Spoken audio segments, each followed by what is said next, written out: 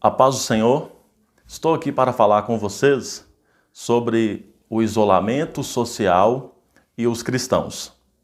Meu nome é Elmer Mendes, eu sou pastor evangélico, pastoreio na cidade de São Paulo, no bairro São João Clímaco, na Igreja Evangélica Avivamento Bíblico. Devido às orientações perante a pandemia, estamos em isolamento social. Não sei se você sabe, isolamento social é um dos sintomas da depressão. Este comportamento de se isolar da sociedade, ficar trancado em sua própria mente, não querer ver ou falar com ninguém, não querer viver, tudo isso é característico de transtornos, de estresse que apontam para a depressão. Porém, neste momento, estamos sendo orientados a um isolamento social voluntário, é diferente. Não por causa da depressão, onde a pessoa luta e tenta de todas as formas reagir para a cura dessa doença. Mas estamos agora sendo chamados para voluntariamente nos isolar. O que está acontecendo neste momento é que uma doença externa, Covid-19, ameaça a saúde e a vida das pessoas e, por tantos motivos já explicados, precisamos nos prevenir. Quem puder ficar em casa, fique em casa. Sabemos que há um grupo de risco, os idosos, diabéticos, hipertensos, quem tem insuficiência renal ou doença respiratória crônica e quem tem doença cardiovascular. Contudo, qualquer pessoa pode ser atingida por esse vírus. Para que o isolamento social voluntário não se transforme em depressão, é preciso também seguir as recomendações. Estamos ouvindo aí recomendações diariamente sobre o que fazer para cuidar da nossa saúde. Mas e sobre o isolamento social voluntário? Então eu vou aqui pontuar algumas questões. Primeiro, não fique o dia todo ouvindo informações, assistindo noticiários, repassando informações que você não sabe se é falsa ou verdadeira. Separe algum momento do dia para você acompanhar as notícias. É importante, sempre que receber alguma informação, faça uma pesquisa para verificar se outras fontes também estão dizendo e confirmando aquela informação. Há muitas teorias, muita gente falando. Se você gastar seu dia só com isso, é bem possível que você se encherá de medo e ansiedade, o que poderá causar um mal bem maior para você e sua família. A segunda questão, da mesma forma, não gaste seu tempo apenas assistindo filmes, séries, deitado o dia inteiro ou mexendo no celular. Sabemos que TVs do mundo inteiro têm liberado conteúdos pagos de uma forma gratuita. Isto é muito preocupante, uma vez que você está em casa e ficará tentado a ficar assistindo conteúdos, filmes, séries, o dia inteiro.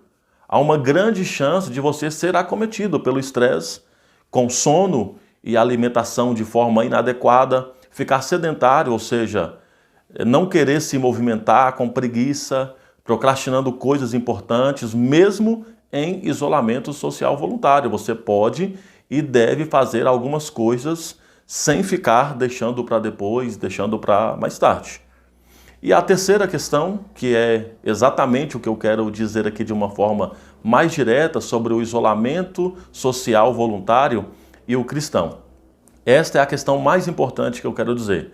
Sendo você um cristão, você deve usar este tempo para orar mais, ler a Bíblia mais, ficar em períodos de consagração. Crie uma nova rotina para a sua vida espiritual, para a sua vida devocional. Leia aquele livro que ainda não tinha dado tempo para ler. Aprenda novos louvores. Leia livros completos da Bíblia. Eu, por exemplo, estou lendo o livro de Gênesis. Quando terminar, escolho outro livro. Pode ser do Antigo, do Novo Testamento, desde que eu leia o livro completo, não ficar lendo versículos ou citando ou compartilhando versículos isolados. Pois se você ler o livro inteiro, você entenderá toda a narrativa e não apenas um pequeno trecho. O correto da leitura da Bíblia é escolher um livro e ler ele do início ao fim. Certamente, seu pastor está fazendo transmissão ao vivo. Acompanhe com toda a atenção devida, chame as pessoas da sua casa para participar e acompanhar junto com você. Tantas vezes você convidou essa pessoa para ir na igreja, no templo. Agora você tem uma grande oportunidade de mostrar o que é ser igreja. Reunir-se em família, ler a Bíblia, orar juntos, combinar horários de louvor, de oração. Entenda, todo este momento deve ser para nós uma oportunidade de dar testemunho do Evangelho de Cristo, como diz em Lucas capítulo 21. Ajude quem precisa, demonstre o amor de Deus ao próximo, esteja focado na firme esperança diante das adversidades da vida. Como diz a Bíblia, assim brilhe a luz de vocês diante dos homens, para que vejam as suas boas obras e glorifiquem ao Pai de vocês que está nos céus. Está escrito em Mateus, capítulo 5, versículo 16. Quero citar aqui um texto de Martinho Lutero, que disse ao escrever uma carta intitulada Se alguém pode fugir de uma praga mortal. Essa carta foi escrita ao reverendo Dr. Johannes Hess. Lutero dizia sobre a peste bubônica, uma pandemia que matou milhões de pessoas, o que serve não apenas para essa pandemia, como para qualquer outra. Ele diz o seguinte: pedirei a Deus para misericordiosamente proteger-nos. Então farei vapor, ajudarei a purificar o ar, a administrar remédios e a tomá-los. Vamos parafrasear se fosse no nosso caso. Então, lavarei as mãos com água, sabão ou álcool gel. Se tossir ou espirrar, farei nos ombros de forma a conter ou não espalhar germes. Evitarei aglomerações, assim como manterei distância adequada. E vou administrar remédios, tomá-los caso seja necessário. Lutero continua dizendo: evitarei lugares e pessoas onde minha presença não é necessária, para não ficar contaminado e assim, porventura, infligir e poluir outros e, portanto, causar a morte como resultado da minha negligência. Se Deus quiser me levar, Ele certamente me levará, e eu terei feito o que Ele esperava de mim, e, portanto, não sou responsável pela minha própria morte ou pela morte de outros. Se meu próximo precisar de mim, não evitarei o lugar ou a pessoa, mas irei livremente conforme declarado acima. Veja que essa é uma fé que teme a Deus, porque não é ousada nem insensata e não tenta a Deus. Esta foi a carta que Lutero escreveu. Estamos tendo a oportunidade de escrever a nossa própria carta nestes dias.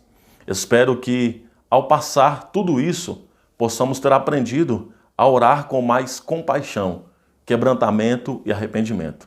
Eu digo isso porque só orar por orar não é suficiente para as mudanças e atitudes necessárias para esse tempo. Um texto que está sendo muito usado: se o meu povo, que se chama pelo meu nome, se humilhar, orar, buscar a minha face e se converter dos seus maus caminhos, então eu ouvirei do céu. Lembrando que é preciso se converter dos seus maus caminhos. E esta mensagem foi escrita para o povo de Deus. Se o meu povo, diz o Senhor, se o meu povo. Os cristãos estão tendo uma oportunidade de se converter, de mudar a sua rota, de caminhar em direção a Deus. Isso é orar em arrependimento, com mudanças de atitudes. Que tudo isso nos ajude a ver a condição humana, breve, limitada, cujo fim é o mesmo para todos, seja pobre ou rico.